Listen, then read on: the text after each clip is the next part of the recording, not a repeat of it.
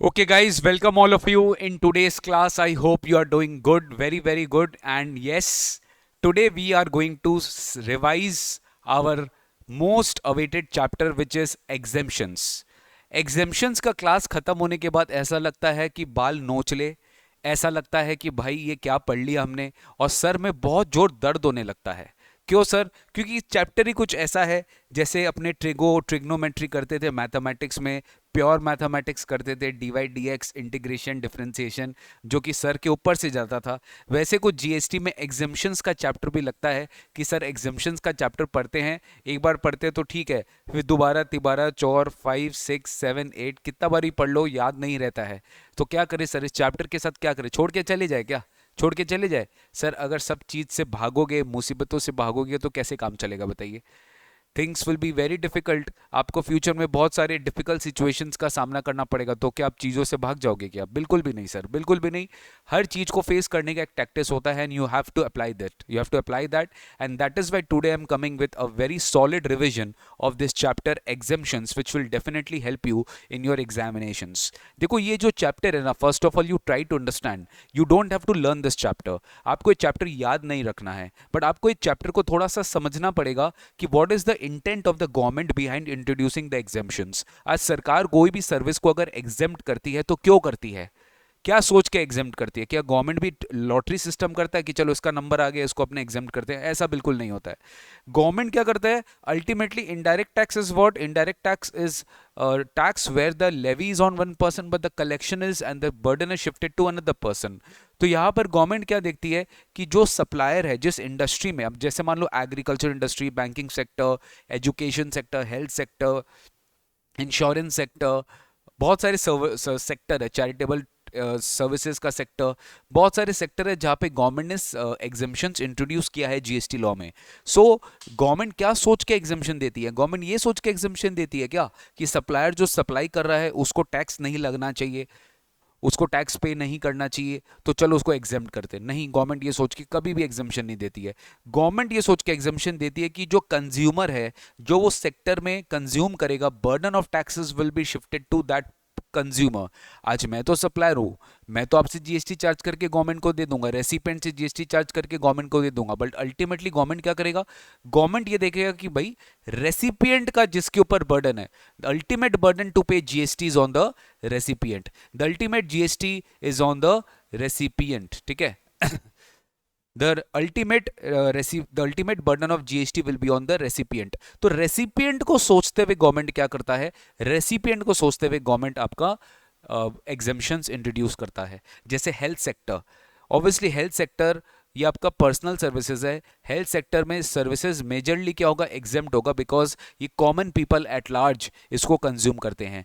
Banking services हो गया, financial services हो गया, एजुकेशन सर्विसेज हो गया, एग्रीकल्चर सर्विसेज हो गया, जहां पे गवर्नमेंट को महंगाई बढ़ानी नहीं है because of increase in tax और because of burden of tax. मान लीजिए अगर एक प्रोडक्ट पे टैक्स लगेगा तो डेफिनेटली उसका प्राइस बढ़ जाएगा, और अगर उसका प्राइस बढ़ जाएगा तो डेफिनेटली कंज्यूमर तक आते आते उसका एमआरपी बढ़ जाएगा, और अगर उसका एमआरपी बढ़ जाएगा तो एबिलिटी टू पे टैक्स, जो कि मैटर नहीं करता आईडीटी में, that will be compromised. And that is why income tax और जीएसटी में यही सिंपल फर्क है कि यहां पर तो क्या होता है कि इनकम टैक्स में तो प्रोग्रेसिव स्लैब होता है कि जितना ज्यादा इनकम कमाएंगे उतना ज्यादा टैक्स है, वहां पे एबिलिटी टू पे टैक्स मैटर करता है। बट अनलाइक आईडीटी, आईडीटी में एबिलिटी टू पे tax doesn't matter.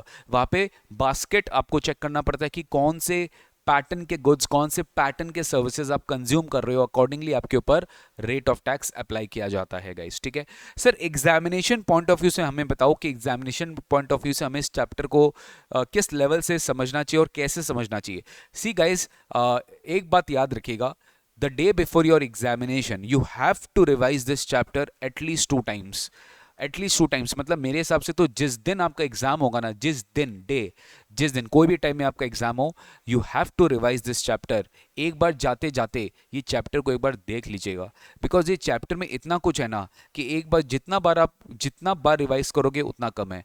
The better the best position will be the maximum times you can revise this chapter. And the best part is institute asks questions from this chapter।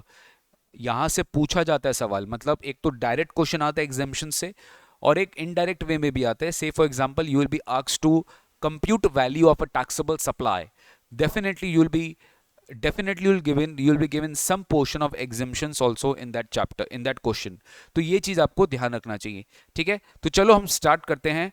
मैंने आप लोग के लिए बहुत ही ज़्यादा colourful PDF आप लोग के लिए बनाया है।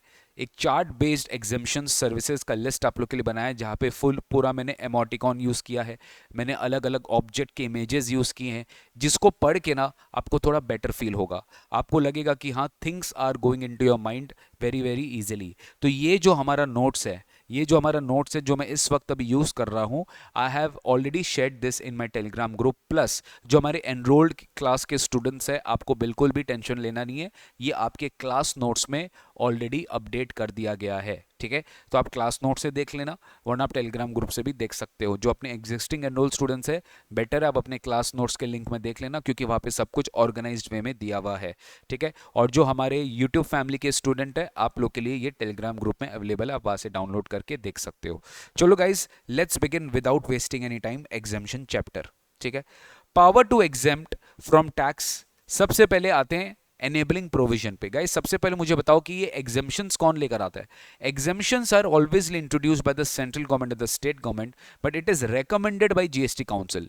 जीएसटी काउंसिल रेकमेंड करता है, and then only it is notified by the central government and the state government. What is the relevant section? The relevant section is section number 11 of CGST एक्ट, and in IGST Act the relevant section is section number 6 of IGST Act. तो power to exempt from tax will be acts granted by the act, that is section 11। यानी section 11 of CGST Act क्या बोलता है?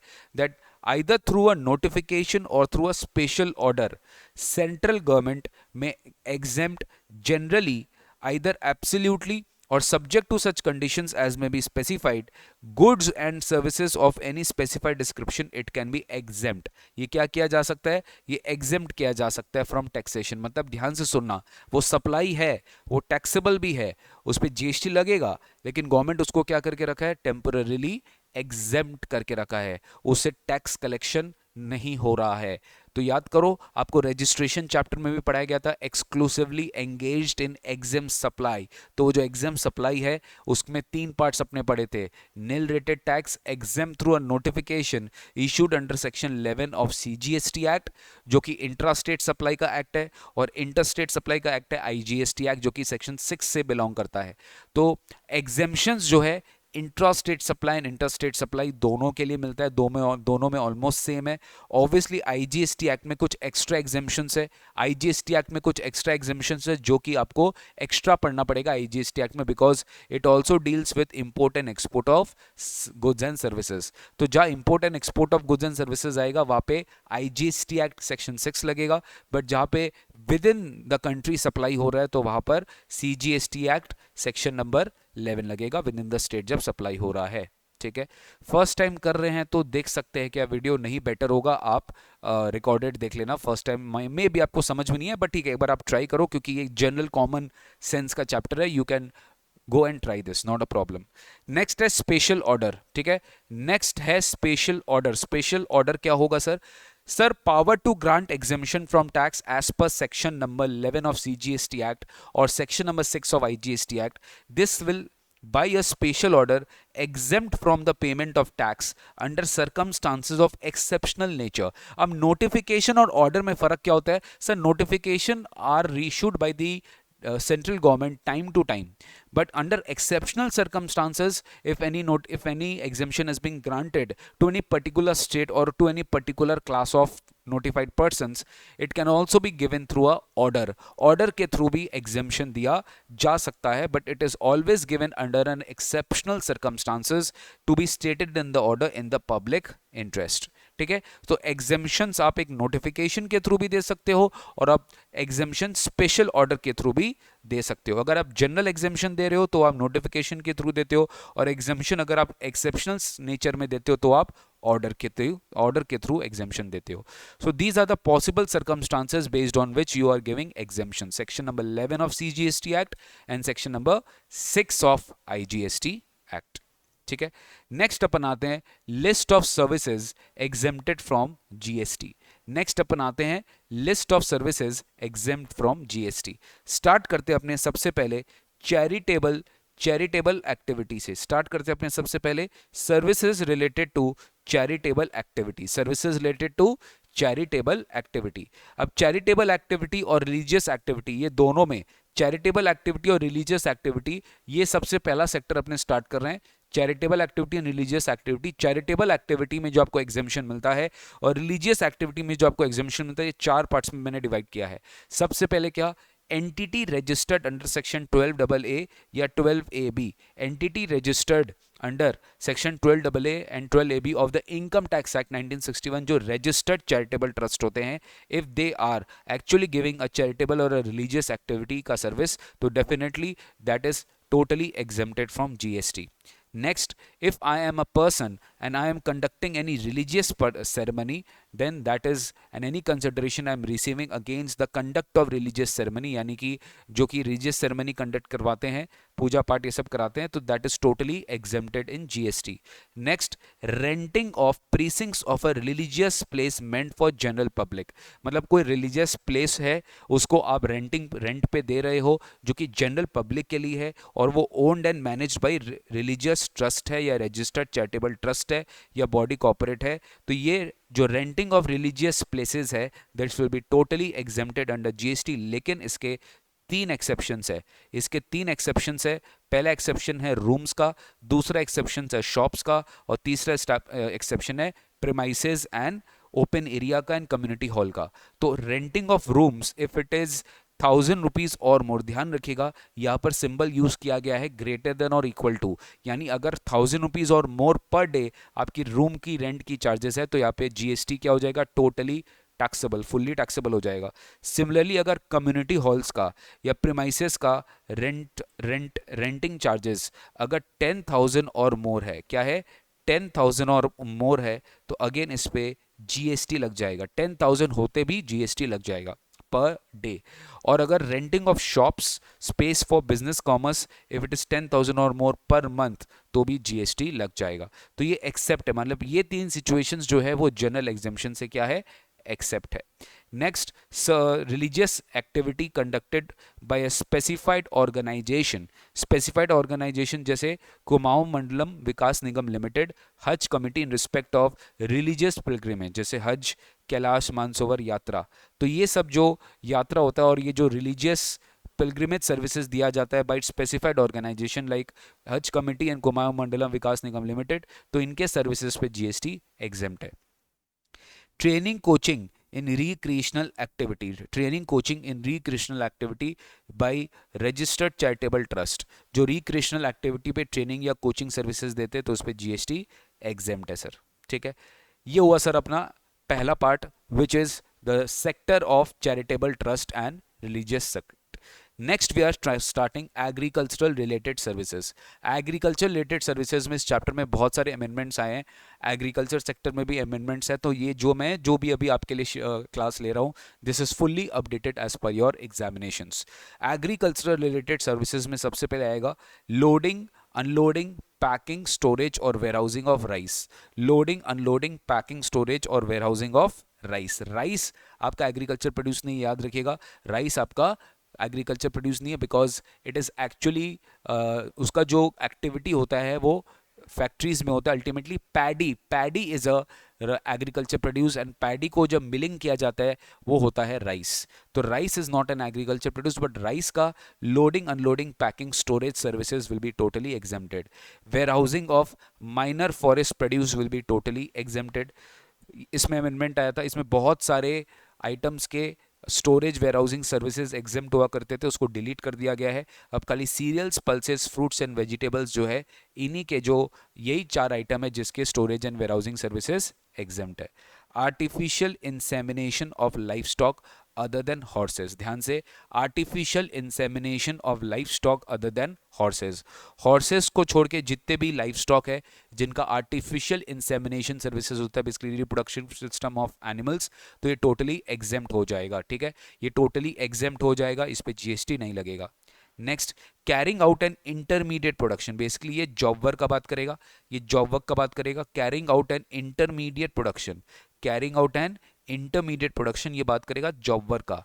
Job work process as job work in relation to cultivation of plants and rearing of animals except horses for food fiber fuel raw material और other similar products और agriculture produce। मतलब मान लीजिए आप food fibre raw material बनाने के लिए आपने कोई intermediate production process carry out किया as a job work as a intermediary, तो इन दैट सिचुएशन ये जो भी प्रोसेस आप करोगे, जो सर्विस चार्ज आप लोगे, इस पे जीएसटी नहीं लगेगा। बिकॉज अल्टीमेटली गाइज एकदम सिंपल पॉइंट है, cost of the final product will increase अगर बीच के प्रोसेस में टैक्स लग गया तो।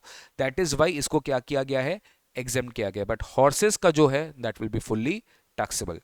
नेक्स्ट है services related to cultivation of plants, rearing of animals except horses, horses को छोड़ के, for food fibre fuel raw material और other similar products of agriculture produce. ये किस किस के थ्रू होगा, एक होगा आपका agriculture operations directly related to production of any agriculture produce including cultivation harvesting threshing. क्या क्या होगा, cultivation harvesting threshing plant production और टेस्टिंग। तो ये सारे एक्टिविटीज है, अगर आप ये सारे एक्टिविटीज करते हो तो इस पर जीएसटी नहीं लगेगा sir. Agriculture operations directly related to production of any agriculture produce including cultivation harvesting threshing plant production और टेस्टिंग। नेक्स्ट है फार्म लेबर, अगर अपने फार्म लेबर को सप्लाई करते हैं, फार्मर्स को सप्लाई, फार्मिंग ऑपरेशंस के लिए लेबर्स को सप्लाई करते हैं, तो that is why it is totally exempted. Next कुछ बेसिक प्रोसेसेस जो किसी एग्रीकल्चर फार्म में किया जाता है इंक्लूडिंग टेंडिंग प्रूनिंग एंड सच। ये खाली पढ़ने का है, ठीक है, खाली रीड कर लेंगे, डायरेक्टली क्वेश्चन आ जाएगा एग्जाम में, तो आपको इसमें एग्जाम टैक्सेबल, बस यही ऑब्जेक्टिव है इस क्वेश्चन का, इस पूरे चैप्टर का, कि आपको एग्जाम टैक्सेबल दिमाग में रखना पड़ेगा। Tending pruning and such operations which do not alter the essential characteristics. Basically अगर एग्रीकल्चर प्रोड्यूस का आप पूरा शेप ही चेंज कर रहे हो, उसका कैरेक्टरिस्टिक चेंज कर रहे हो, उसका बेसिक कैरेक्टरिस्टिक चेंज कर रहे हो, जिससे उसकी एंटायर यूज चेंज हो जा रही है, तो this is the process which is taxable. But उसका बेसिक ऑल्टरेशन हो रहा है जिससे उसका एसेंशियल कैरेक्टरिस्टिक्स चेंज नहीं हो रहा है, and which is done only for marketable for the primary market. अब इसमें क्या इंपॉर्टेंट है सर, कि मान लीजिए आप उसको वॉश कर रहे हो, उसको क्लीन कर रहे हो, उसको ड्राई कर रहे हो, तो ये सब बेसिक प्रोसेसेस है जिससे वो मार्केटेबल होगा प्राइमरी मार्केट में। तो ये तो बेसिक आप प्रोसेसिंग कर रहे हो which does not alter the essential characteristics of the agriculture produce, तो ये प्रोसेसेस पे कोई भी जीएसटी नहीं लगेगा। Next very important, agriculture sector में जो मशीनरी यूज होती है या वेकेंट लैंड जो रेंट पे दिया जाता है या लीज पे दिया जाता है, that is totally exempted. And please याद रखिएगा, this land may include a structure, may not include a structure. तो एग्रीकल्चरल मशीनरी या एग्रीकल्चरल लैंड अगर अपने रेंट पे देते हैं तो इस पर जीएसटी नहीं लगेगा। नेक्स्ट, जैसे राइस के लिए अपने पढ़े थे, वैसे loading unloading warehousing and packing and storage, ये चारों के चारों पांचों सर्विसेज जीएसटी में एग्जेम्प्ट है। नेक्स्ट है agricultural extension services, guys please ध्यान से पूरा वीडियो को देखिएगा, because let me tell you, exemption chapter is one of the most difficult chapter जो स्टूडेंट ने मेरे को सबसे ज्यादा रिक्वेस्ट किया, एंड दैट इज वाई मैं इसका सेपरेट आप लोग के लिए क्लास ले रहा हूं। आपका 2 जून से प्रॉपर सीए में इंटर एंड फाइनल स्टूडेंट्स का आईडीटी का हम पूरा रिवीजन करवाना स्टार्ट करेंगे, rapid revision and practice session, जिसका पूरा का पूरा डिटेल्स हमने ऑलरेडी अनाउंसमेंट कर दिया है। यूट्यूब चैनल जाके देख लेना, और इसका पूरा पोस्ट मेरे कम्युनिटी पोस्ट पर है, जहाँ पर मैंने पूरा शेड्यूल आपको दे दिया है। तो जो बच्चे ये बैच में रिवीजन करना चाहते हैं, सारे चैप्टर्स का रिवीजन हमारे यूट्यूब पर होगा, आप जाकर चेक कर सकते हो, कोई दिक्कत नहीं है। जो चैप्टर्स का कम से कम आपका क्लासेस हो गया है, आप उसका बढ़िया से उसका रिवीजन कर लेना, मेरे यूट्यूब चैनल पे उसका पूरा प्लेलिस्ट क्रिएटेड है। Next, services by any agriculture produce marketing committee, ये हो गया अपना एपीएमसी, ये हो गया अपना क्या, APMC. Services by any agriculture produce marketing committee, APMC. APMC क्या हुआ, जो बेसिकली एग्रीकल्चर प्रोड्यूस का मार्केटिंग करता है, उनकी कमिटी है एग्रीकल्चर प्रोड्यूस मार्केटिंग कमेटी। तो ये क्या करते हैं, ये जो सर्विसेज देते हैं, ये इनके बोर्ड जो सर्विसेज देते हैं, फार्मर्स को सर्विसेज देते हैं, उस पर जीएसटी चार्ज नहीं होगा सर। तो जो भी एपीएमसी या बोर्ड या services provided by a commission agent और बाय अ कमीशन एजेंट कौन हुआ, जो एग्रीकल्चर प्रोड्यूस के कमीशन पे जीएसटी चार्ज नहीं करेगा। अगर वो कमीशन अर्न कर रहा है तो उस पर जीएसटी चार्ज नहीं करेगा फॉर सेल और परचेज ऑफ एग्रीकल्चरल प्रोड्यूस। तो ये था अपना एग्रीकल्चर सेक्टर। तो एग्रीकल्चर सेक्टर में कुछ बेसिक सर्विसेज है जो आपको याद रखना है, this is not at all under GST, ये पूरा का पूरा एग्जेम्प्टेड है। नेक्स्ट अपन आते हैं एजुकेशन सर्विसेज में। नेक्स्ट अपन आते हैं एजुकेशन सर्विसेज में। तो एजुकेशन सर्विसेज में सबसे पहले guys you have to remember educational institution का एक डेफिनेशन है। एजुकेशन इंस्टीट्यूशन में डेफिनेशन को 3 पार्ट्स में बांटा गया है, clause A, clause B and clause C. Clause A is basically preschool, that is up to class 12. Clause B is basically education as a part of curriculum for obtaining any qualification recognized under any law, चाहे वो law का हो, चाहे वो accounts का हो, चाहे वो CS का हो, चाहे वो CMA का हो। ये सारे बॉडीज जो हमारे इंस्टीट्यूट है ये सब क्लॉज बी में फॉल करेंगे, जो कि बेसिकली क्वालिफिकेशन ऑब्टेन करने के लिए किसी लॉ में रिकॉग्नाइज्ड है। And clause C is basically जो क्लॉज है, क्लॉज बी क्लॉज सी है। क्लॉज सी आपका वोकेशनल एजुकेशन कोर्स के लिए होगा। Any institution which is providing any vocational education course, वो जो vocational education course is basically any skill based course अगर होता है जो कि एम्प्लॉयबल आपको बनाता है, that is vocational education training. तो वोकेशनल एजुकेशन ट्रेनिंग में जो भी आपके कोर्सेज होंगे वो आपका क्लॉज सी में आ जाएगा। तो लेट्स अंडरस्टैंड सबसे पहले education institution if providing services, तो for them two kind of services will be totally exempted. For them two kind of services will be totally exempted. दो सर्विसेज उनके लिए पूरा एग्जेम्प्ट होगा। पहला, अगर वो स्टूडेंट्स फैकल्टी स्टाफ को सर्विस दे रहे हैं तो that will be totally exempted. और दूसरा, any conduct of entrance examination against which they are receiving entrance fees. Suppose आपको पता ही है जैसे जॉइंट एंट्रेंस एग्जाम देना, बीबीए में कोई बीबीए ज्वाइन करने के पहले आपको एक एग्जाम देना पड़ता है। आजकल सारे इंस्टीट्यूट्स क्या करते हैं, कॉलेजेस क्या करते हैं, एक एडमिशन टेस्ट लेते हैं, कैट एग्जाम हो गया, ठीक है। एमबीए में अगर आपको कॉलेज में जाना है तो आपको कैट एग्जाम देना पड़ता है। मतलब बेसिकली अगर आपको कोई भी प्रॉपर इंस्टीट्यूट में जाना है तो आपको कैट एग्जाम के बेसिस पे होता है। तो आपकी जो भी एंट्रेंस एग्जामिनेशन है उससे जो भी एंट्रेंस फी कलेक्ट किया जा रहा है that is totally exempted from GST, उस पर कोई भी जीएसटी नहीं लगेगा। तो एजुकेशन इंस्टीट्यूशन अपने स्टूडेंट्स को याद रखेगा, अपने स्टूडेंट्स को कोई भी सर्विस दे रहा है, फैकल्टी को कोई भी सर्विस दे रहा है, स्टाफ को कोई भी सर्विस दे रहा है, it is obviously totally exempted. मतलब आपका स्कूल फीस पे जीएसटी नहीं लगता था और सर्विस टैक्स भी पहले एग्जाम था। Bye way of conduct of entrance examination, entrance examination के लिए भी जो एक्स्ट्रा एंट्रेंस फी चार्ज किया जा रहा है that is also not at all taxable. Now let's understand services provided to education institution। मतलब education institution के लिए क्या है, वो inward supply है। educational institution के लिए it is an inward supply। तो educational institution के लिए कौन कौन से services exempt हुआ करते थे, तो मैंने आपको पढ़ाया था TCS। तो सर ध्यान से सुनना मेरा बात, अपने class 12 examination any education institution providing education services up to class 12 examination for them only 3 kind of inward supply of services will be exempted। मतलब सर उनके लिए क्या होगा, transportation of students faculty and staff, यानी if school is taking a transportation service या faculty का services या staff का services from any outsider on that service on school GST will not be charged. Then catering including midday meal schemes sponsored by the government। catering services जैसे मान लो heritage school है या कोई भी day boarding school है, उस पे उन लोग क्या करते हैं, वो लोग बच्चों को पूरा डे बोर्डिंग मतलब उनको खाना पीना, उनको सारे एजुकेशन सब कुछ दिया जाता है। तो केटरिंग सर्विस क्या करते हैं, आउटसोर्स कर सकते हैं। तो केटरिंग सर्विसेज अगर कोई स्कूल को दिया जा रहा है तो that is totally exempted from GST. Next आता है security cleaning housekeeping. Any school को प्रॉपर मेंटेन करने के लिए सर्विसिंग चाहिए होता है, हाउसकीपिंग सर्विस चाहिए होता है, सिक्योरिटी सर्विसेज चाहिए होता है। तो these maintenance services which is given to the school class 12 तक दैट इज टोटली exempted। अब आप सोच रहे होंगे sir what about those institution which are providing courses under education as a part of curriculum for obtaining a recognized qualification under any law, for them ये services fully taxable हो जाएगा। लेकिन let me tell you उनके लिए ये वाला जो service है, ये clause A, clause B, clause C, तीनों वाली सर्विसेज यहाँ पर आएंगे। सर्विसेज रिलेटिंग टू एडमिशन और conduct of examination. Guys you all know कि कोई भी इंस्टीट्यूट मान लो एग्जामिनेशन लेता है, कोई भी अगर एजुकेशन इंस्टीट्यूशन एग्जामिनेशन लेता है तो उसका प्रोसेस भी आउटसोर्स किया जा सकता है।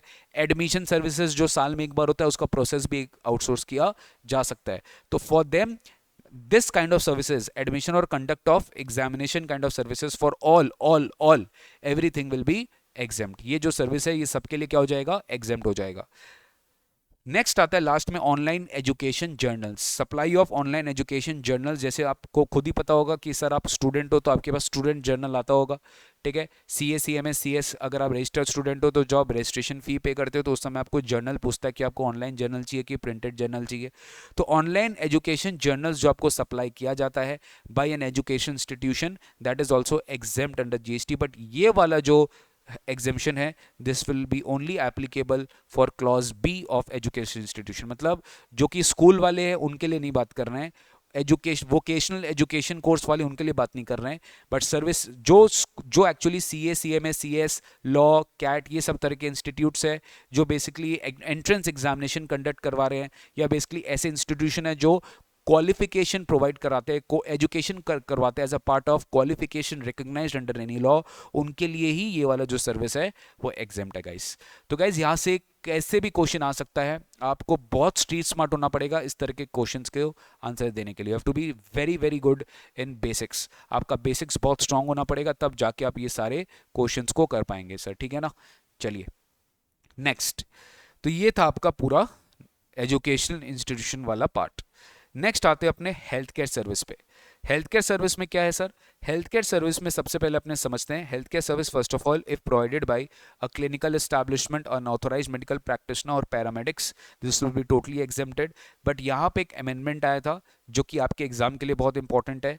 यहाँ पे exemption is not given to those clinical establishment those are providing rooms, room charges पे आपका एग्जेम्पशन प्रोवाइड नहीं होगा other than ICU CCU, I repeat other than ICU CCU या NICU या ICCU having room charges exceeding 5000 per day, जहाँ पे room charges 5000 per day, मतलब ध्यान से सुनो, ICU CCU ICCU NICU के लिए कोई लिमिट नहीं है, इनको छोड़कर नॉर्मल रूम चार्जेस अगर 5000 से बेसी है तो वहां पर GST लग जाएगा सर। नॉर्मली क्या होता था, room charges health care services का पार्ट होता था because of a composite supply का concept, and now exemption was given to the entire value, but यहाँ पर इन्होंने अब एग्जेम्पशन विड्रॉ किया ऑन द रूम चार्जेस जिनका वैल्यू 5000 से ज्यादा है, but this is not applicable to ICU CCU ICCU NICU because यहाँ पर OT चार्जेस जो होता है या फिर ये जो इंटेंसिव केयर यूनिट होते हैं इनका चार्जेस नॉर्मली बहुत ज्यादा होता है as compare to normal rooms, because इनमें बहुत सारे workforce, manpower, machinery, अलग फैसिलिटीज इन्वॉल्व होता है, तो यहाँ पर GST नहीं लगेगा no matter whatever the room charges is. But other than ICU CCU ICCU NICU यहाँ पर आपका अदर देन दिस आपका GST लग जाएगा, आपका GST लग जाएगा। I hope guys everything is very clear, सबको सब कुछ क्लियर हो रहा है, सबको सब कुछ रिवाइज हो रहा है, कोई भी डाउट नहीं है। Transportation of a patient in an ambulance by any person other then specified of, basically कोई भी एम्बुलेंस सर्विसेज पे भी GST नहीं लगेगा। प्लीज याद रखिएगा, हमने पढ़े थे अगर कोई डिजीज्ड ट्रांसपोर्ट हो रहा है तो वो सप्लाई नहीं है, that is not a supply, वो शेड्यूल 3 में आ रहा है। यहाँ पर पेशेंट के बारे में बोला है कि अगर कोई पेशेंट है वो एम्बुलेंस में जा रहा है तो that is not at all taxable because it is exempt. Next, services provided by a veterinary clinic in relation to animals, health care of animals और बर्ड्स, जानवरों का जो एनिमल्स क्लिनिक जो क्लिनिक होता है वो वेटरनरी क्लिनिक बोलते हैं, उनके भी सर्विसेज पे भी GST नहीं लगेगा सर। नेक्स्ट बेटा आते हैं services provided by government. Government के कौन कौन से सर्विसेज है जो GST में एग्जेम्प्ट होते हैं, तो सबसे पहले गवर्नमेंट जो सर्विसेज दे रहा है वो भी एग्जेम्प्ट होता है, और गवर्नमेंट को जो सर्विसेज दिया जा रहा है वो भी कुछ एग्जेम्प्ट होते हैं। पहले अपने समझते हैं कि कौन कौन से सर्विसेज गवर्नमेंट जो दे रहा है वो एग्जेम्प्ट होता है। First of all, any services given by government authority, any services given by government authority by way of an activity relation to a function entrusted to a municipality under 243 W of the Constitution and and Panchayat under 243 G of the Constitution. Next, कोई भी government अगर services दे रहा है it is fully exempt other than ये 4 kind of services, ये 4 तरह के सर्विसेज हमेशा टैक्सेबल होंगे, जैसे कि department of post any services दे रहा है, पहले इसमें क्या था, speed post, express parcel post, agency services, life, ये अब डिलीट हो चुका है सर। डिपार्टमेंट ऑफ पोस्ट कैसा भी सर्विस देगा it is fully taxable. Aircraft और वेसल से रिलेटेड कोई भी सर्विसेज गवर्नमेंट देगी it will be fully taxable. Transportation of goods and passengers के रिलेटेड कोई भी सर्विसेज गवर्नमेंट देगा, चाहे वो सेंट्रल हो, स्टेट हो, union territory, local authority, fully taxable. Any services other than these force other than the above 3 services अगर business entity को दिया जा रहा है तो ये भी फुल्ली टैक्सेबल होगा। मतलब सर ये 3 सर्विसेज बेटा याद रखना, DAT डैट, ये 3 सर्विसेज याद रखना, DAT that, department of post, aircraft vessel, transport of passengers and good services, ये 3 सर्विसेज हमेशा हमेशा हमेशा हमेशा हमेशा टैक्सेबल होगा। लेकिन चौथा जो सर्विसेज है any services other than specified, मतलब ये 3, ठीक है, ये 1 2 3, ये 1 2 3 क्या है, स्पेसिफाइड सर्विसेज है, अगर बिजनेस एंटिटी को दिया जा रहा है, किसको दिया जा रहा है, अगर ये 3 service other than this three services business entity को, मतलब सर मेरा बात सुनो, अगर other than this three services business entity को नहीं दिया जा रहा है तो then this is totally exempted, तभी क्या हो जाएगा, एग्जेम्प्टेड हो जाएगा। बात समझ रहे हैं, बात समझ रहे हैं। मान लो सर एनी अदर सर्विसेज अगर अदर देन बिजनेस एंटिटी को दिया गया तो आप क्या करेंगे सर बताइए, it will be fully exempt. Let me tell you, it will be fully exempt अगर आप बिजनेस, बिकॉज सर कुछ याद आ रहा है यहाँ से, अगर बिजनेस एंटिटी को दिया गया गवर्नमेंट सर्विसेज तो अपने पढ़े थे रिवर्स चार्ज एप्लीकेबल हो जाता है, और जो बिजनेस एंटिटी गवर्नमेंट से रिसीव करता है सर्विसेज उस पर जीएसटी लग जाता है। ठीक है,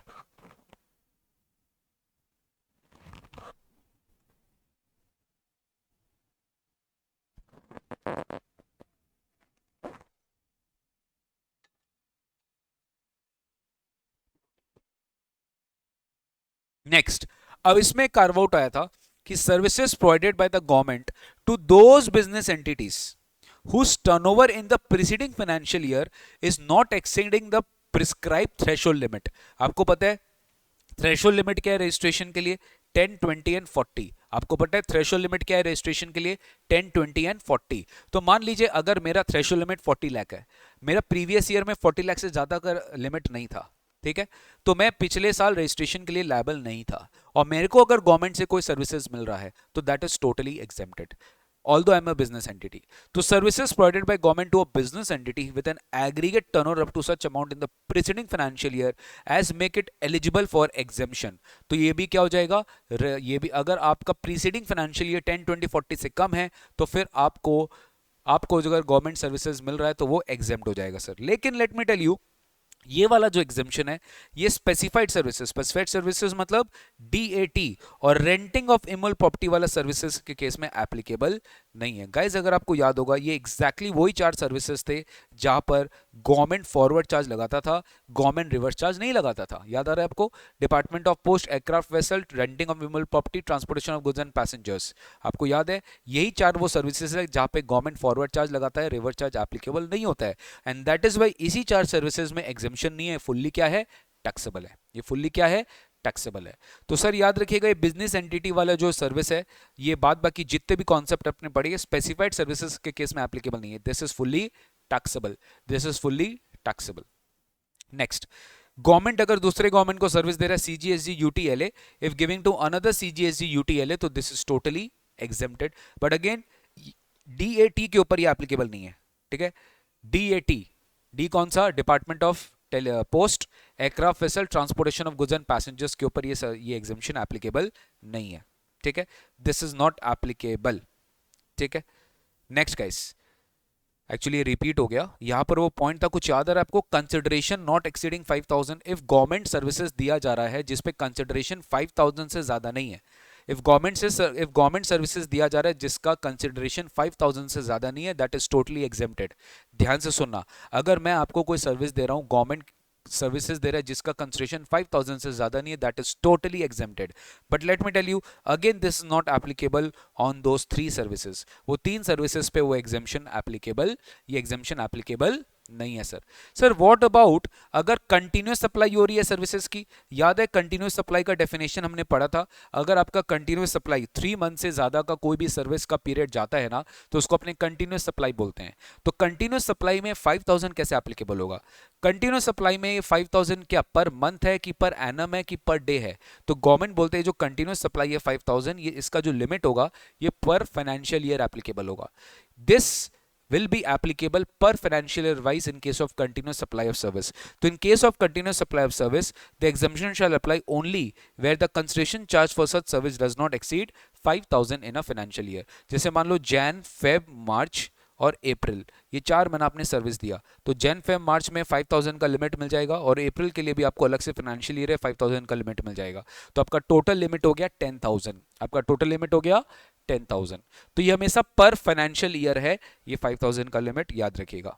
नेक्स्ट है गाइज आपका ग्रांट्स आपको पता है गवर्नमेंट एंटिटीज जो होता है वो एक्चुअल जो बिजनेस करता है गवर्नमेंट के फंक्शन के हिसाब से, तो government entity basically they receive grants from government. तो the grants which they receive from the government will they charge GST on it, the answer is no. Supply of service by government entity to government against any services by government entity to government specified by the government against consideration receive from government in the form of grant. तो grants जो government को मिलता है, government entities को मिलता है, उस पर जीएसटी नहीं लगता। बस इतना याद रखिएगा, जो ग्रांट्स गवर्नमेंट से गवर्नमेंट एंटिटी को मिलता है उस पर जीएसटी नहीं लगता है। नेक्स्ट अपने आ जाते हैं old age homes. Old age homes जो गवर्नमेंट रन करता है या चैरिटेबल ट्रस्ट रन करता है, and they actually give services to the residents जिनका एज 60 ईयर और मोर है, रेसिडेंट सीनियर सिटीजन है, and the consideration is not exceeding 25,000 per month per member, provided the consideration charge is inclusive of all, then nothing will be charged as GST. उन पे GST collect नहीं किया जाएगा। तो 25,000 से ज़्यादा होने पे फुल वैल्यू पे जीएसटी लगेगा, और 25,000 तक जो अमाउंट अगर है तो उस पर जीएसटी नहीं लगेगा सर। ठीक है, उस पर जीएसटी नहीं लगेगा। तो 25,000 पर मंथ पर मेंबर याद रखिएगा। ठीक है, तो 25,000 per month per member, if the old age home is not charging from its residents, then nothing will be charged in GST, else it will be taxable. Next है sir आपका guarantee loan का commission. ठीक है, याद रखेंगे commission. Services supplied by government to their undertaking or PSU by way of guaranteeing the loans taken by the undertaking from the banking companies and the financial institution। तो जो guarantee commission ये banks के loan पर मिलता है, banking company से, financial institution से मिलता है, गवर्नमेंट को मिलता है टू देयर अंडरटेकिंग्स और PSU bye way of guaranteeing the loans taken by the undertaking from the banking company. तो गवर्नमेंट को जो मिलता है इस पे जीएसटी नहीं लगेगा sir. Next, any services given bye the government for registration. Registration से रिलेटेड कोई भी सर्विसेज अगर गवर्नमेंट दे रहा है, कोई भी रजिस्ट्रेशन अंडर एनी लॉ, अगर गवर्नमेंट आपको रजिस्टर कर रही है किसी भी लॉ में, चाहे वो पैन कार्ड हुआ, जीएसटी नंबर हुआ, ट्रेड लाइसेंस हुआ, किसी भी लॉ में आप रजिस्ट्रेशन ले रहे हो, कोई भी लॉ में आप रजिस्ट्रेशन ले रहे हो जिसका आप एक रजिस्ट्रेशन चार्जेस पे करो, उस पर जीएसटी नहीं लगेगा। Next, any testing services, calibration, safety check और सर्टिफिकेशन। सर्टिफिकेशन सर्विसेज हुआ, कोई चेकिंग सर्विसेज हुई, कोई टेस्टिंग सर्विसेज हुआ रिलेटिंग टू मास प्रोटेक्शन और सेफ्टी ऑफ वर्कर्स और कंज्यूमर्स और पब्लिक एट लार्ज, इस पे भी जीएसटी नहीं लगेगा sir.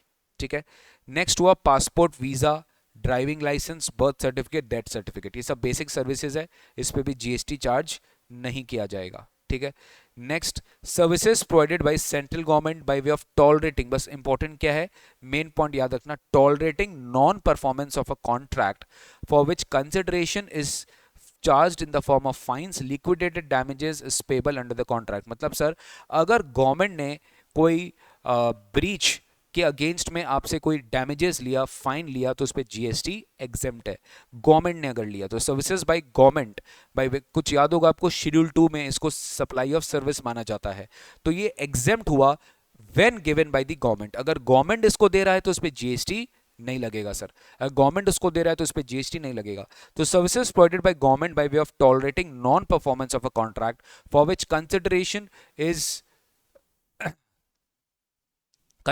is in the form of fine, liquidated damages under the contract. Then assignment of right to use natural resources to an individual farmer। Government अगर right to use natural resources assign कर रहे किसी individual farmer को for cultivation of plants, rearing of all life of animals except horses, for food, fiber, fuel, raw material, तो इस पे भी GST नहीं लगेगा सर। गवर्नमेंट अगर सर्विसेज दे रहा है by deputing officers after working hours और ऑन हॉलीडेज फॉर इंस्पेक्शन और कंटेनर स्टफिंग और such other duties which is related to import export cargo. Basically import export of goods के लिए मान लो सैटरडे संडे जो वर्किंग नहीं होता, अगर सैटरडे संडे अगर कोई भी एक्स्ट्रा चार्जेस आप चार्ज कर रहे हो किससे, अपने इंपोर्टर एक्सपोर्टर से, तो देफो it will be totally exempt in GST, उस पर जीएसटी नहीं लगेगा, basically merchant overtime charges पे। ठीक है, बस एक बार ये पढ़ लेना, बहुत ज़्यादा रिलेवेंट नहीं है।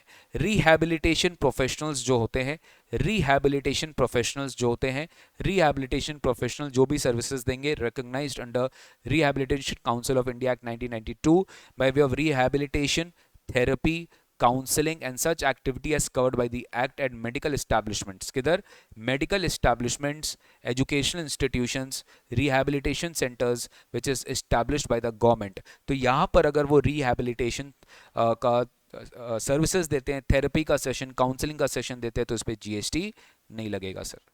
नेक्स्ट है अपना कंस्ट्रक्शन सर्विसेज। तो कंस्ट्रक्शन सर्विसेज में बड़ा सिंपल चीज है, हाउसिंग फॉर ऑल याद रखना है और प्रधानमंत्री आवास योजना याद रखना है।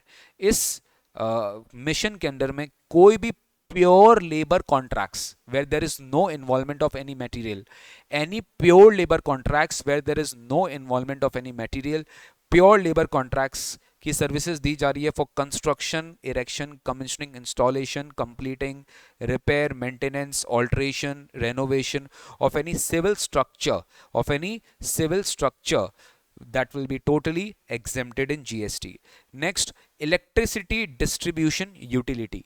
इलेक्ट्रिसिटी डिस्ट्रीब्यूशन यूटिलिटी, जहाँ से इलेक्ट्रिसिटी सप्लाई होता है, इलेक्ट्रिसिटी डिस्ट्रीब्यूशन यूटिलिटी अगर कोई सर्विस दे रहा है by way of construction, erection, commissioning और installation of infrastructure for extending electricity distribution network up to the tubewell of the farmer, agriculturist, for कभी कभी क्या है फार्मर्स को भी इलेक्ट्रिसिटी का रिक्वायरमेंट होता है for extending the basically for their agriculture operation, तो उन लोग को सर्विस लेना पड़ता है इलेक्ट्रिसिटी डिपार्टमेंट से। तो इलेक्ट्रिसिटी डिपार्टमेंट अगर उनके लिए कोई भी इंफ्रास्ट्रक्चर इंस्टॉल कर रहा है, इरेक्शन कर रहा है for extending the electricity network up to the tube well of the farmer या agriculturist for the agriculture use, तो इस पे जो भी चार्जेस लगेगा फार्मर के ऊपर उस पर जीएसटी चार्ज नहीं होगा sir. Next, any pure labor contracts for construction, erection, commissioning, installation of a single residential unit, एक इंडिविजुअल हाउस है, एक इंडिविजुअल हाउस है, सिंगल रेसिडेंशियल यूनिट है, उसके लिए अगर कोई प्योर लेबर कॉन्ट्रैक्ट्स की सर्विस दी जा रही है तो उस पर जीएसटी एग्जेम्प्ट हो जाएगा, लेकिन other than as a part of residential complex, लेकिन अगर वही रेसिडेंशियल कॉम्प्लेक्स का पार्ट होगा तो उस पर जीएसटी टैक्सेबल हो जाएगा। मतलब कॉम्प्लेक्स के अंदर में अगर कोई घर है तो जीएसटी लगेगा, कॉम्प्लेक्स के बाहर इंडिपेंडेंट फ्लैट है, इंडिपेंडेंट यूनिट है तो उसमें जीएसटी नहीं लगेगा सर। ओके, नेक्स्ट आते हैं ट्रांसपोर्ट ऑफ पैसेंजर्स पे, पैसेंजर ट्रांसपोर्टेशन सर्विसेज। तो जब हम बात करते हैं पैसेंजर ट्रांसपोर्टेशन सर्विसेज का, तो पैसेंजर ट्रांसपोर्टेशन सर्विसेज में बहुत सारा पॉइंट आ जाता है, पैसेंजर ट्रांसपोर्टेशन सर्विसेज में बहुत सारा पॉइंट आ जाता है। तो पैसेंजर ट्रांसपोर्टेशन सर्विस में सबसे पहले अपने बात करते हैं एयर। एयर में इस बार का अमेंडमेंट था, पहले ये नहीं था, अब ऐड हो गया है इकोनॉमी क्लास।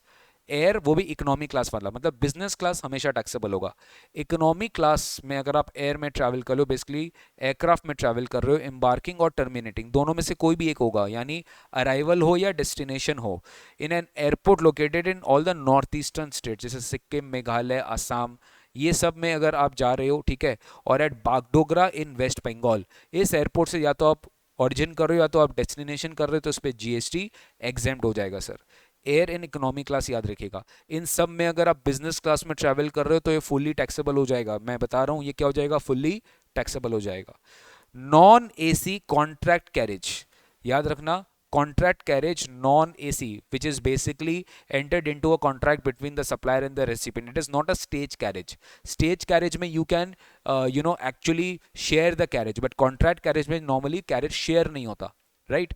आपका खुद का बुक किया हुआ कार होता है या बुक किया हुआ कोई भी कैरेज होता है, तो नॉन एसी कैरेज एग्जेम्प्ट होगा, बट एसी कैरेज क्या होगा, हमेशा टैक्सेबल होगा, या रेडियो टैक्सी हमेशा टैक्सेबल होगा। पैसेंजर ट्रांसपोर्टेशन सर्विसेज अगर टूरिज्म के लिए हो रहा है तो वो टैक्सेबल होगा, किसी ट्रिप के लिए हो रहा है, कोई हायरिंग बेसिस के लिए हो रहा है तो वो हमेशा टैक्सेबल होगा। तो खाली नॉन एसी कैरेज जो है that is exempt, else everything is taxable. Stage carriage exempt है, बट एसी स्टेज कैरेज है तो दैट इज टोटली टैक्सेबल। तो स्टेज कैरेज एग्जेम्प्ट है but non AC is exempt, AC is fully taxable. Basically आप आराम से luxury वे में जा रहे हो तो वो टैक्सेबल होगा, वरना वो एग्जेम्प्ट होगा। ये वाला जो दो पॉइंट अपने पढ़े हैं, चाहे वो कॉन्ट्रैक्ट कैरेज और स्टेज कैरेज हो, अगर वो ई कॉमर्स ऑपरेटर के थ्रू यानी ओला, उबेर, रैपिडो जैसे कंपनी के थ्रू अगर आप इनका सर्विसेज दे रहे हो तो डेफिनेटली इस पे सेक्शन 95 लग जाएगा, और अगर इसमें 95 लग जाएगा तो दीज आर नॉट एग्जेम्प्ट, यानी सप्लायर को ही एग्जेम्पशन मिला है, जो ई कॉमर्स ऑपरेटर है उनको एग्जेम्पशन नहीं मिला है। तो provided that in items B and C above shall apply nothing above shall apply to the services supplied through an e-commerce operator and which is notified under section 9 subsection 5, right. तो अगर आप यही services e commerce operator के through देते हो notified under section 9(5) तो ये apply नहीं किया जाएगा। नेक्स्ट अपने आते हैं, देखो रेल में अपने आते हैं रेलवेज के थ्रू अगर कोई ट्रांसपोर्टेशन सर्विसेज दी जा रही है तो एग्जेम्प्ट होगा, लेकिन एसी कोच और फर्स्ट क्लास होगा तो टैक्सेबल हो जाएगा सर। क्या हो जाएगा, टैक्सेबल हो जाएगा, ठीक है। नेक्स्ट है मेट्रो, मोनोरेल, ट्रामवे। मेट्रो याद है, मेट्रो, मोनोरेल, ट्रामवे। नेक्स्ट है इनलैंड वाटरवेज, नेक्स्ट क्या, पब्लिक ट्रांसपोर्ट, ये सब क्या है, पब्लिक ट्रांसपोर्ट। पब्लिक ट्रांसपोर्ट भी एग्जेम्प्ट होता है, बट वो पब्लिक ट्रांसपोर्ट जो प्रिडोमिनेंटली टूरिज्म पर्पस के लिए यूज हो रहा है in vessels located in India, this will be totally taxable. अगर आप टूरिज्म पर्पस के लिए पब्लिक ट्रांसपोर्ट यूज कर रहे हो, जो पब्लिक ट्रांसपोर्ट टूरिज्म पर्पस के लिए यूज हो रहा है between two places located in India in a vessel, that is totally taxable. ये सर हो गया रिक्शाज, रिक्शाज हो गया, ठीक है, ऑटो रिक्शाज हो गया। तो रिक्शाज आपको पता ही है सर, आजकल टोटो भी चलता है, टोटो टोटो टोटो भी चलता है ओला उबेर के थ्रू। तो यहाँ पर भी सेम प्रोविजन एप्लीकेबल है कि ई कॉमर्स ऑपरेटर के थ्रू अगर ये रिक्शाज या ऑटो के सर्विसेज दिया गया या टैक्सी के सर्विसेज दिए गए, मीटर्ड कैब्स, ये क्या हो गया, मीटर्ड कैब्स के सर्विसेज दिए गए, देखो उसी का फोटो बनाया हुआ है ताकि आपको याद रहेगा।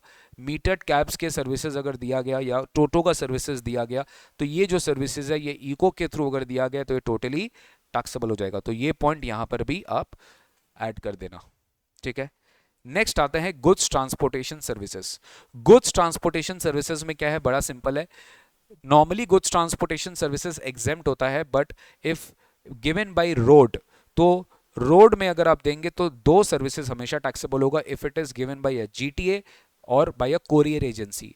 गुड्स ट्रांसपोर्ट एजेंसी की सर्विसेज हमेशा टैक्सेबल होगी और कोरियर एजेंसी की सर्विसेज हमेशा टैक्सेबल होगी। नेक्स्ट, अगर आप transportation of goods by inland waterways कर रहे हो तो this will also be exempt. Next, अगर आप रेल या वेसल के थ्रू, रिपीट कर रहा हूं, रेल या वेसल के थ्रू या जीटीए के थ्रू किसी गुड्स कैरेज में कुछ प्रिस्क्राइब्ड गुड्स ट्रांसपोर्ट कर रहे हो तो ये हमेशा एग्जेम्प्ट होगा। जैसे कि एग्रीकल्चरल प्रोड्यूस, क्योंकि अगर इसका ट्रांसपोर्टेशन कॉस्ट पे जीएसटी लग गया तो अल्टीमेटली इसका कॉस्टिंग पे भी इफेक्ट आएगा, तो दैट इज वाई इसके ऊपर जीएसटी नहीं लग रहा है। Milk, salt, food grain including floors, pulses and rice, organic manure, इस सब पे जीएसटी नहीं है। न्यूज़पेपर या magazines registered with registrar of newspapers, defence equipment या मिलिट्री इक्विपमेंट, देखो इस बार अमेंडमेंट क्या है, रेलवे इक्विपमेंट पे, तो रेलवे इक्विपमेंट डिलीट हो चुका है। पहले रेलवे इक्विपमेंट पे भी जीएसटी एग्जेम्प्ट होता था, बट अब वो टैक्सेबल हो गया है, तो हमने उसको यहां से भी हटा दिया है। तो डिफेंस इक्विपमेंट या military equipment, relief materials meant for victims of natural और man made disasters, calamities, accidents, तो ये सब जो इक्विपमेंट्स है या रिलीफ मटेरियल्स दिया गया है मेंट for victims of natural man made disasters, इनके ये अगर जीटीए लेकर जाएगा तो भी एग्जेम्प्ट होगा, ये अगर रेल के थ्रू जाएगा तो भी एग्जेम्प्ट होगा, वेसल के थ्रू जाएगा तो भी एग्जेम्प्ट होगा, इट विल बी एग्जेम्प्टेड। यानी ये स्पेसिफिक गुड स्पेसिफिक क्या है, एग्जेम्पशन है। नेक्स्ट आप ध्यान रखना, अगर जीटीए अनरजिस्टर्ड पर्सन को सर्विस दे रहा है, ये इंपॉर्टेंट है, हाँ ये इंपॉर्टेंट है, ये आरसीएम से भी कनेक्टेड है।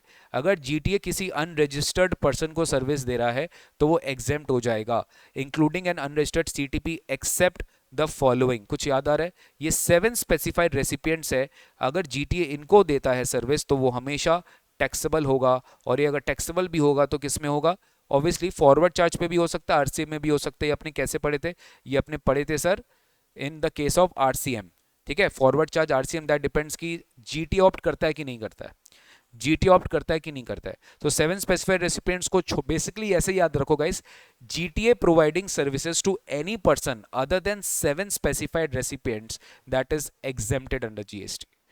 यानी जीटी अगर 7 लोगों को छोड़कर किसी और को सर्विस दे रहा है तो वो एग्जेम्प्ट हो जाएगा। तो इसलिए देखो क्या लिखा है, GTA giving to an unregistered person including unregistered CTP except the following recipient, except the following recipient, मतलब ये सब क्या है, टैक्सेबल हो जाएगा सर, ये सब टैक्सेबल हो जाएगा। आप देखो साथ ही है इसमें, factory registered under factories act, society registered under society act, cooperative society, body corporate, partnership firm including UP, registered casual taxable person, registered casual taxable person, ठीक है, registered casual taxable person, okay. और एक होगा यहां पर any registered person, ठीक है, any registered person, कोई भी जीएसटी में अगर रजिस्टर्ड है तो वहां पे आरसीएम मतलब वो एग्जेम्प्ट नहीं होगा, ठीक है। अगर जीटीए किसी, देखो इसलिए यहां पर बोला ना अनरजिस्टर्ड ही बोला है, यहां पर क्या बोला, GTA giving services to an unregistered person, क्योंकि अगर रजिस्टर्ड को दे रहे तब तो यार अनरजिस्टर्ड नहीं लिखा हुआ होगा ना, यहाँ पे अनरजिस्टर्ड लिखा है, मतलब एक्सक्लूडिंग 6 स्पेसिफाइड रेसिपिएंट्स। क्लियर है, किसी को कोई डाउट है तो पूछ सकते हैं।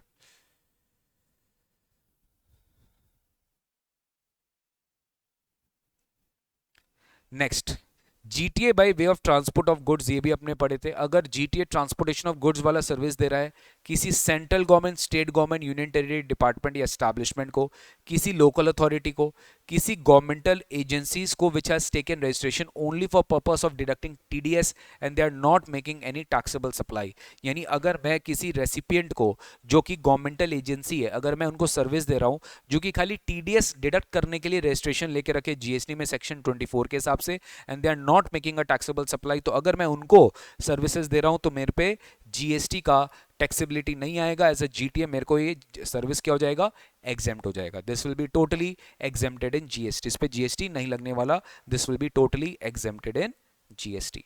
तो ये तो अपना जीटीए सर्विसेज गाइस। नेक्स्ट अपन आते हैं बैंकिंग एंड फाइनेंशियल सर्विसेज। तो बैंकिंग एंड फाइनेंशियल सर्विसेज में क्या है, पहला है लोन का एंड एडवांसेस का interest. Services by way of extending loans and advances, जहां पे कोई भी बैंक कोई भी फाइनेंशियल सर्विसेज दिया जा रहा है एक्सटेंडिंग डिपॉजिट देकर, लोन देकर, एडवांस देके, as far as consideration is represented by way of interest और डिस्काउंट। लेकिन अगर क्रेडिट कार्ड सर्विसेज में कोई इंटरेस्ट का चार्जेस है तो उस पर जीएसटी टैक्सेबल हो जाएगा। नेक्स्ट, इंटर से सेल और purchase of foreign currency. Foreign currency अगर आपस में खरीद रहे हैं, बेच रहे हैं अमंग्स द बैंक्स और authorise dealers of foreign exchange amongst the banks and such dealers, मतलब ध्यान से सुनना, बैंक आपस में, डीलर आपस में, बैंक और डीलर आपस में अगर फॉरेन करेंसी एक दूसरे को खरीद रहे बेच रहे हैं तो उस पर जीएसटी नहीं लगेगा, लेकिन पब्लिक के साथ डीलिंग कर रहे तो जीएसटी लग जाएगा। तो दिस इज सेल और फॉरेन करेंसी बिटवीन बैंक्स और बिटवीन डीलर्स और bank and dealers. Next, BSBD, services provided by a banking company to bank basic saving bank deposit account holders. जो बेसिक सेविंग बैंक अकाउंट खुलवा के रखे under प्रधानमंत्री जन धन योजना, उनको जो भी बैंक सर्विसेज देता है उस पर जो भी चार्जेस बैंक लेता है उस पर जीएसटी नहीं लगता है सर। तो बैंक अगर basic saving bank deposit account holders को सर्विस दे रहा है, savings bank account deposit holders को सर्विस दे रहा है, उस पर जीएसटी नहीं लगेगा। देन है आपका क्रेडिट कार्ड या debit card charges up to 2000 का अगर सेटलमेंट ट्रांजैक्शन है, 2000 तक का सेटलमेंट ट्रांजैक्शन है, उस पर जो भी चार्जेस अगर बैंक लगा रही है उस पर जीएसटी नहीं लगाया जाएगा। ये बेसिकली मैं बताता हूँ, ये डीमोनेटाइजेशन के टाइम पर आया था जब सर्विस टैक्स था और उसको इन्होंने जीएसटी में भी कंटिन्यू किया। Services by an acquiring bank to any person in relation to a settlement of an amount up to rupees 2000 in a single transaction which is done through a credit card, debit card or any other payment card। मतलब 2000 रुपया का अगर आपका debit card का swipe या credit card का swipe होता है और बैंक उसमें कोई चार्ज लेता है तो उस चार्ज पर जीएसटी नहीं लगेगा सर, उस चार्ज पर जीएसटी नहीं लगेगा।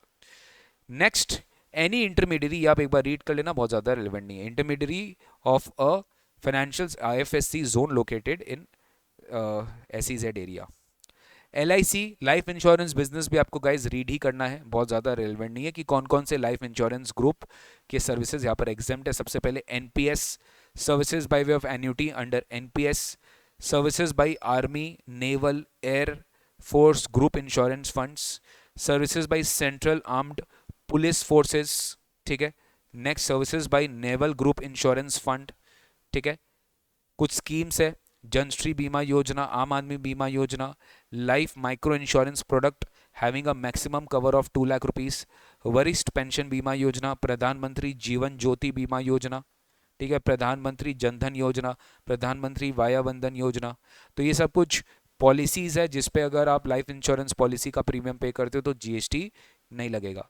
नेक्स्ट, कुछ जनरल इंश्योरेंस बिजनेस है, हट insurance scheme, cattle insurance under स्वर्ण जयंती ग्राम स्वरोजगार योजना, tribals, Janata personal accident policy and ग्रामीण एक्सीडेंट पॉलिसी, ये सब अब एक बार गो थ्रू कर लीजिएगा, ठीक है ना, गो थ्रू कर लेना बेटा, ठीक है। स्पेसिफाइड बॉडीज में इस बार अमेंडमेंट आया हुआ है, बहुत सारे स्पेसिफाइड बॉडीज का सर्विस को टैक्सेबल कर दिया है और कुछ कुछ एग्जेम्प्टेड में, जैसे ESI employ state insurance corporation अगर सर्विसेज दे रहे हैं पर्सन्स को तो उस पर जीएसटी नहीं लगेगा। ईपीएफओ अगर पर्सन्स को सर्विसेज दे रहे हैं अंडर ईपीएफ एक्ट तो जीएसटी नहीं लगेगा। कोल माइंस प्रोविडेंट फंड में कोल माइंस पीएफ ऑर्गेनाइजेशन अगर सर्विस दे रहा है तो जीएसटी नहीं लगेगा।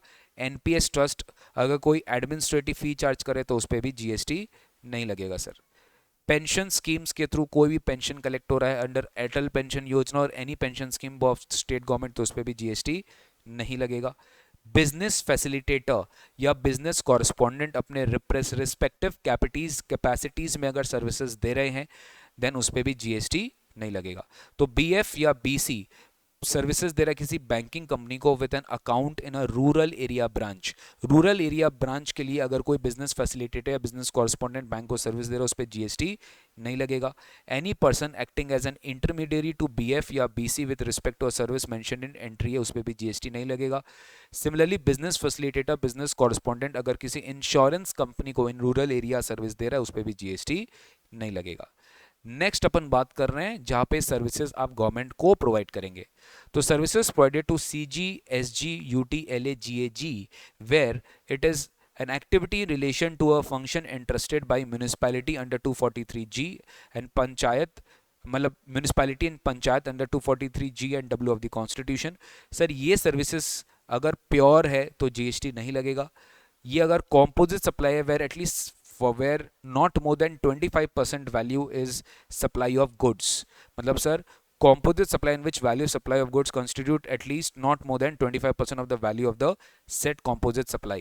नेक्स्ट है सर्विसेज अगर दिया जा रहा है किस द्वारा, fair price shops, services given by fair price shops to central government state government और union territory. Services provided by fair price shops, ठीक है, services provided by fair price shops against which they are receiving commission. Fair price shops हो गया ration shops, by way of sale of food grains, kerosene, sugar, edible oil under public distribution system, इसमें भी GST नहीं लगेगा sir, ठीक है। Again अगर कोई भी सर्विसेज इंश्योरेंस स्कीम किसी भी इंश्योरेंस स्कीम के थ्रू दिया जा रहा है जिसमें 75% प्रीमियम गवर्नमेंट जो है पे कर रही है, मतलब सर्विसेज अगर गवर्नमेंट को दिया जा रहा है एक इंश्योरेंस स्कीम के अंदर में जिसमें 75% of the total premium is paid by the government, तो उस पर जीएसटी एग्जेम्प्ट हो जाएगा। Services provided to central state government UT administration under any training programme for which 75% of the total expenditure is borne by the central government UT administration, तो वहाँ पे GST exempt हो जाएगा सर, ठीक है। Next है leasing services.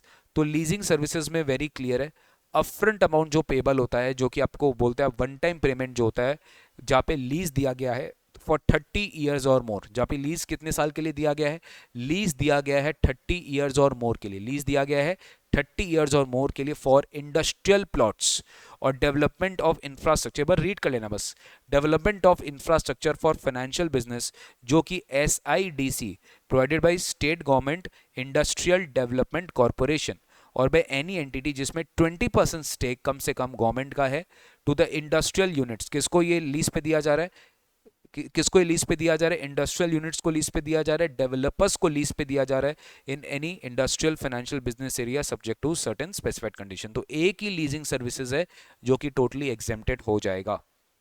Next legal services. Legal services में GST कैसे लगेगा सर, सर्विसेज अगर arbitral tribunal, I repeat, legal services में जीएसटी कैसे लगेगा, लीगल सर्विसेज में जीएसटी कैसे लगेगा, services by an arbitral tribunal, services by an arbitral tribunal, ठीक है, services by an arbitral tribunal किसी भी पर्सन को सर्विस दे रहा है जो कि बिजनेस एंटिटी नहीं है।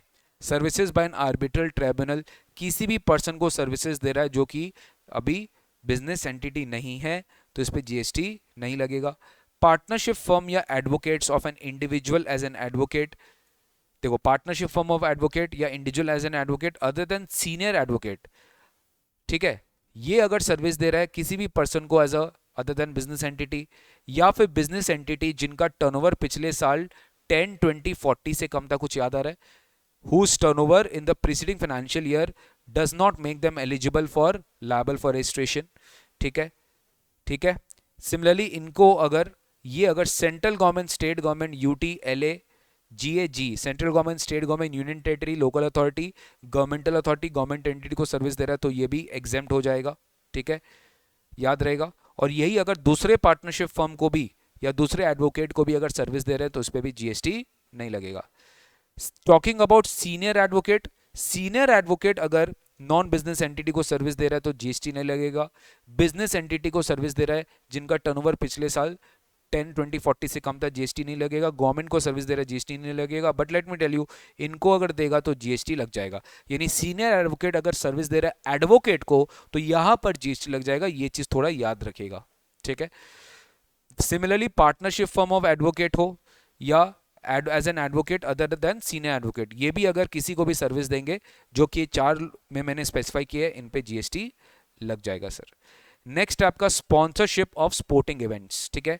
स्पोर्टिंग इवेंट्स कौन ऑर्गेनाइज कर रहा है उस पर डिपेंड करता है कि उनका स्पॉन्सरशिप सर्विसेज पे जीएसटी लगेगा कि नहीं। याद रखना स्पॉन्सरशिप सर्विसेज में आरसीएम लगता है। क्या लगता है? आरसीएम लगता है।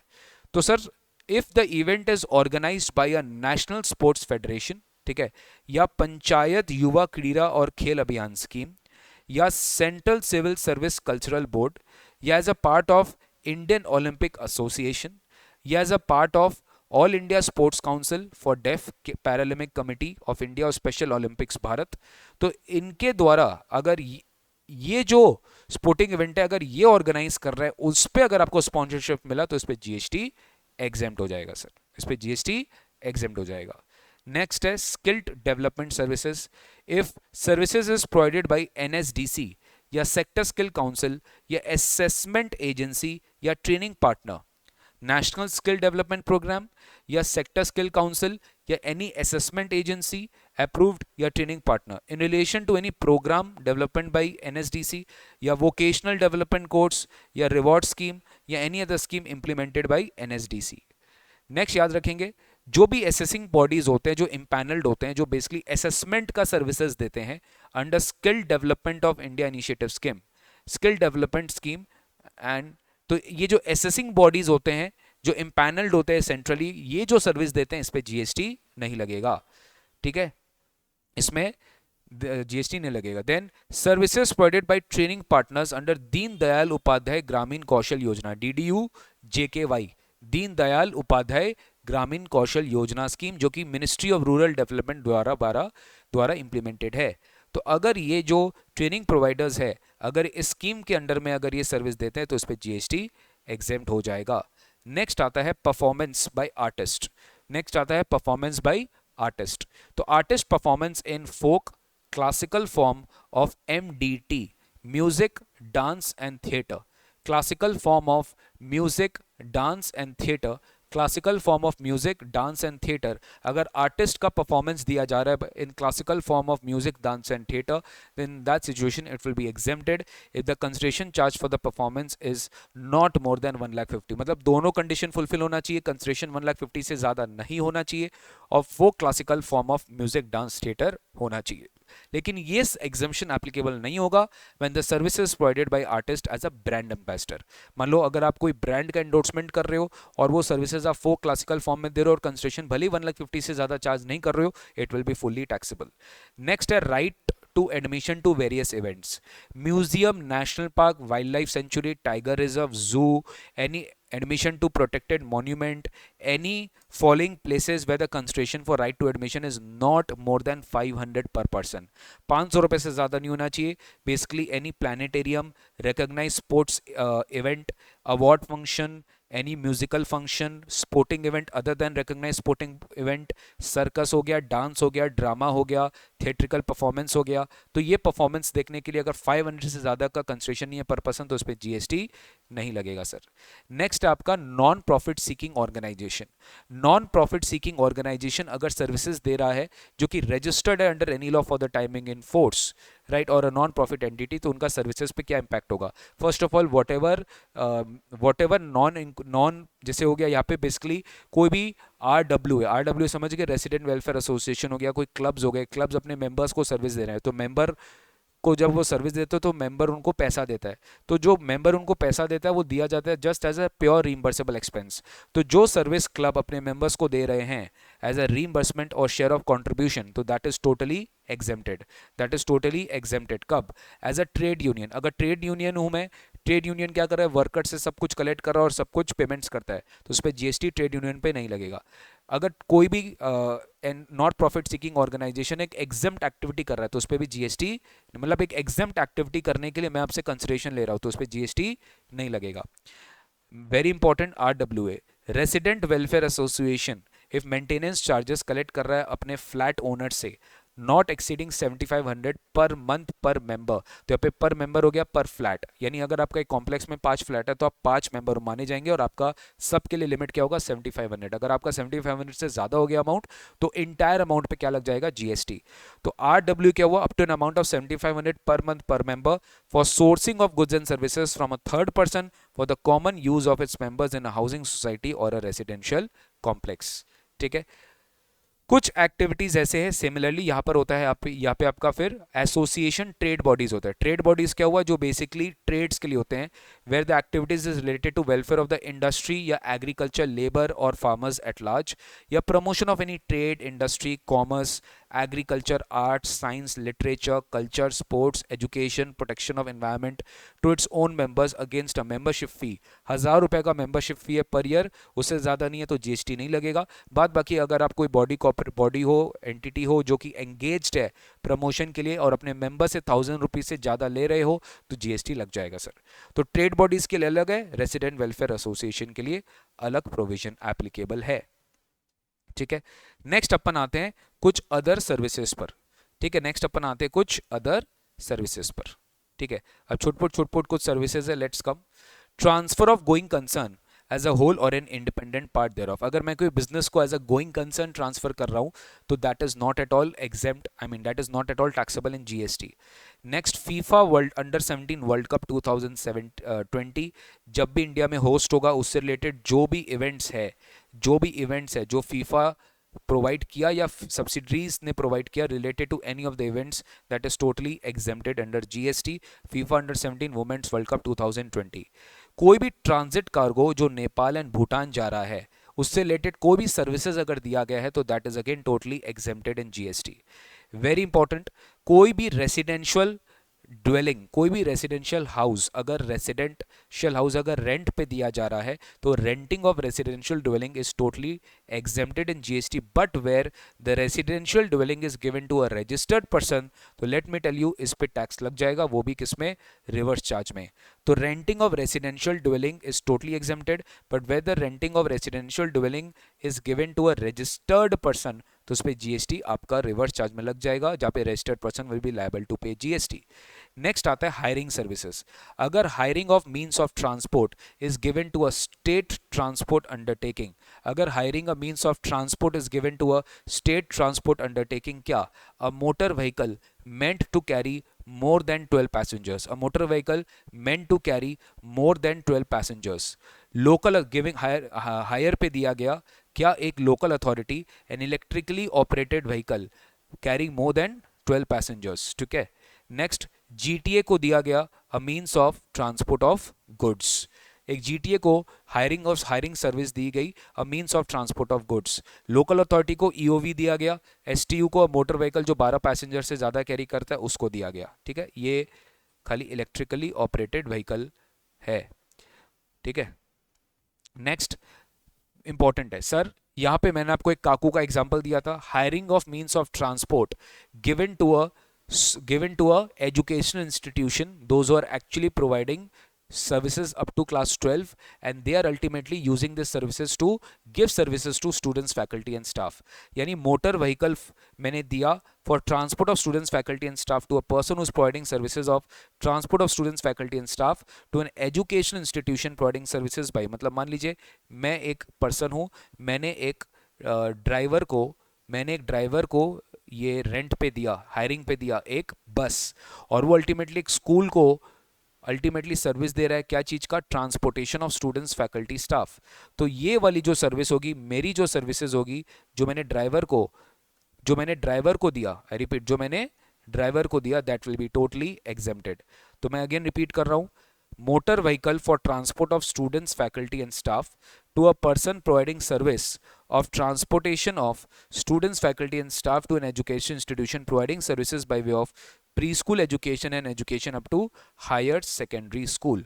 तो यहाँ पर सिंपल सा बात है, अगर आप हायरिंग सर्विस दे रहे हो मोटर व्हीकल का for transportation of students faculty staff to person तो इस पे जीएसटी एग्जेम्प्ट हो जाएगा।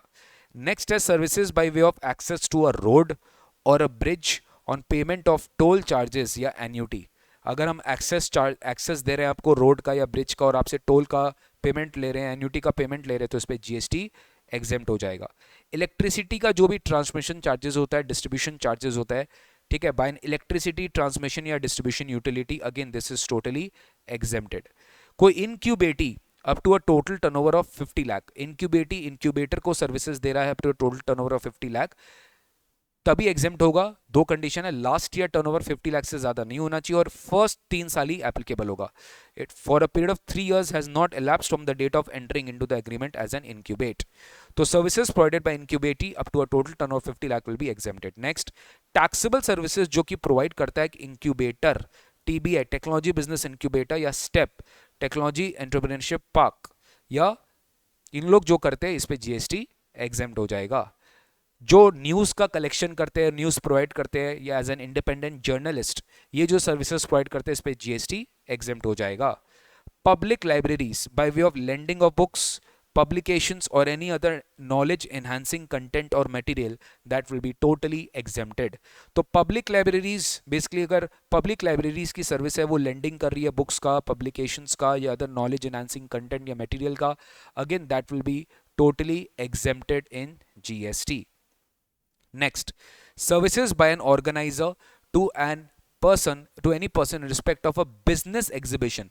अगर मान लीजिए मैं कोई ऑर्गेनाइजर हूं, मैं कोई बिजनेस एग्जीबिशन आपके लिए ऑर्गेनाइज कर रहा हूं जो कि इंडिया के बाहर होने वाला है, तो that will be totally exempted in GST. अगर ये एग्जीबिशन इंडिया में होता तो ये टैक्सेबल हो जाता है। ये रीसेंट अमेंडमेंट है। डिपार्टमेंट ऑफ पोस्ट की services, department services provided by department of post by way of post card, inland letter, book post and ordinary post, envelope weighing less than 10 grams. यहाँ पे envelope, कोई भी envelope में आपके पास घर पे भी आता होगा डिपार्टमेंट ऑफ पोस्ट से, कोई इनलैंड लेटर कार्ड आता है, बुक पोस्ट आता है, ऑर्डिनरी पोस्ट आता है, जिसका वेट 10 ग्राम से कम है, 10 ग्राम से ज़्यादा नहीं है, तो वहाँ पे जीएसटी एग्जेम्प्ट हो जाएगा। नेक्स्ट क्या है, सारे फ्रूट्स एंड वेजिटेबल्स के normal processing, pre conditioning, pre cooling, ripening, waxing, retail packing, labeling which do not change or alter the essential characteristics of the fruits or vegetables, इस पे भी GST exempt हो जाएगा। तो pre conditioning, pre cooling, ripening, waxing, pre conditioning, pre cooling, ripening and waxing, pre conditioning, pre cooling, ripening, waxing, retail packing, labelling, important है। Fruits and vegetables which do not alter और change the essential characteristics of the fruits and vegetables। Then आपका national centre for cold chain development which is under ministry of agriculture, corporation and farmers welfare of cold chain knowledge dissemination, ठीक है। Next है foreign diplomatic mission की जो services है, इसकी जो भी सर्विसेज इंडिया में दी जाएगी that is totally exempted. ITI act के अंदर में जो भी इंफॉर्मेशन दिया जाएगा that will be totally exempted in GST.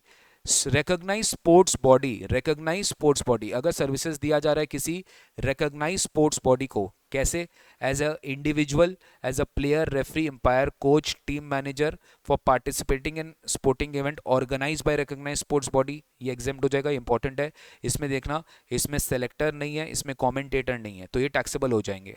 या अनदर रिकॉग्नाइज स्पोर्ट्स बॉडी, एक रिकॉग्नाइज स्पोर्ट्स बॉडी दूसरा रिकॉग्नाइज स्पोर्ट्स बॉडी को सर्विस दे रहा है, that is totally exempted. Next, ये भी अमेंडमेंट आया था, नेशनल परमिट दिया जा रहा है to operate throughout to go in any areas, to goods carriages to operate throughout India और टू कॉन्टिगुअस स्टेट, जहाँ पर आप किसी भी एरियाज में ट्रैवल कर सकते हो, आप कहीं पे भी ट्रैवल कर सकते हो, कहीं पे भी आप लेकर जा सकते हो अपना गुड्स कैरेज, तो उसके लिए आपको परमिट चाहिए होता है बाय ट्रांसपोर्ट मिनिस्ट्री, तो ये एग्जेम्प्ट हो जाएगा। Public conveniences such as provision of facility of bathroom, basically pay and use toilets में जो भी आप पेमेंट करते हो इस पे जीएसटी नहीं लगेगा। लास्ट में जो अपने पहले पढ़े थे अंडर 17 वर्ल्ड कप 20, वो फीफा वाला सर्विस था, यहाँ पे एडमिशन वाला सर्विस है। अगर आप right to admission to event, कोई भी इवेंट का टिकट लेते हो आप फीफा अंडर 17 वर्ल्ड कप 2020, तो इसका भी जीएसटी क्या हो जाएगा, एग्जेम्प्ट हो जाएगा, right to admission to various events. देखिए ये जितना ज़्यादा पढ़ेंगे उतना ज़्यादा बेटर है, तो पढ़ते रहिए पढ़ते रहिए। मैंने 18 पेज में पूरा समराइज करने का कोशिश किया चैप्टर, ऑल्दो मुझे पता है कि सब कुछ कवर नहीं हो पाया, पॉसिबल नहीं है बेटा सब कुछ कवर कराना। मेरा ऑब्जेक्टिव क्या है, कम से कम टाइम में ज़्यादा से ज़्यादा चीज़ कराना, ठीक है, कम से कम टाइम में ज़्यादा से ज़्यादा चीज़ कराना। ऑल्दो आपके मैट में बाकी चीज़ है, जैसे आईजीएसटी में मैंने आपको कुछ एक्स्ट्रा एग्जाम्शंस पढ़ाए थे, अगर आपको याद होगा। आईजीएसटी में अगर आप आईजीएसटी एक्ट में जाते हो तो आईजीएसटी में क्योंकि एक्स्ट्रा इंडिया के बाहर इंडिया में दोनों इंपोर्ट एक्सपोर्ट कवर है, तो इंपोर्ट एक्सपोर्ट अगर दोनों कवर है तो वहाँ पे आपकी कुछ एक्स्ट्रा सर्विसेज है जो आईजीएसटी में एडिशनली क्या है, एग्जेम्प्ट है। बट येस, इतना जो मैंने कराया that is more than sufficient for you to revise the class of exemptions. अब अपने क्या करेंगे, अपने जब इसका सीरीज स्टार्ट करेंगे, जब अपने इसका सीरीज स्टार्ट करेंगे rapid revision and practice mission का, तो लेट मी टेल यू ये जो अपने करेंगे ना इसका पूरा प्रैक्टिस भी करेंगे। एग्जामिशंस का पास्ट टर्म पेपर्स क्वेश्चंस करेंगे, जिससे ना आपका पूरा क्लैरिटी आएगा कि कितने आप कर पा रहे हो कि नहीं कर पा रहे हो। तो that will be done in due course of time once we complete more and more chapters. तो आज के लिए गाइज अपने इतना ही रखते हैं। आई होप बहुत शॉर्ट टर्म नोटिस में मैंने ये सोचा था कि आपको एग्जामिशंस का पूरा रिविजन कराऊं, बट आई थॉट दैट ये जो नोट मैंने बनाया है, ये जो नोट मैंने डिज़ाइन करवाया, ये थोड़ा आपके लिए इजी करेगा आपको ये चैप्टर रिवाइज करने के लिए, बिकॉज यहाँ पे आप देखोगे बहुत ब्यूटीफुली हर एक चीज़ को प्रेजेंट किया गया है, जैसे आर्टिस्ट का परफॉर्मेंस है, ठीक है, या फिर स्पोर्टिंग इवेंट का स्पॉन्सरशिप है, ठीक है, या लीजिंग सर्विसेज है, ठीक है, बहुत ब्यूटीफुली चार्ट्स के थ्रू यहाँ पर बनाया गया है, ठीक है, बहुत ब्यूटीफुली चार्ट्स के थ्रू यहाँ पर आपके लिए बनाया गया है, ठीक है। आई थिंक आपको ये ज़रूर इसमें बेनिफिट मिलेगा जब आप एग्ज़ाम के पहले इसको पढ़ाई करोगे ना, तो 18 से 20 पन्ना में आपका पूरा एग्जाम्शंस क्या हो जाएगा, कवर हो जाएगा गाइस, ठीक है। तो ये था मेरा आज का session and this was the end of the revision of आपका एग्जाम्शंस वाला चैप्टर। एग्जाम्शंस वाला जो चैप्टर है उसका मैंने फुल थॉरो रिवीजन कराया, ठीक है, जितना पॉसिबल हुआ कम से कम टाइम में ज़्यादा से ज़्यादा रिवीजन कराना ही मेरा टारगेट है, क्योंकि अल्टीमेटली एग्जाम के पहले अगर आप एक घंटा में पूरा एग्जाम्शन चैप्टर वाइज कर लो, इससे बेटर कुछ नहीं है। तो उसके लिए आपको ये नोट्स, आपका अंडरस्टैंडिंग पहले से बहुत अच्छा होना चाहिए था, ठीक है ना। तो ये था एग्जाम्शंस का अपना रिविजन लेक्चर।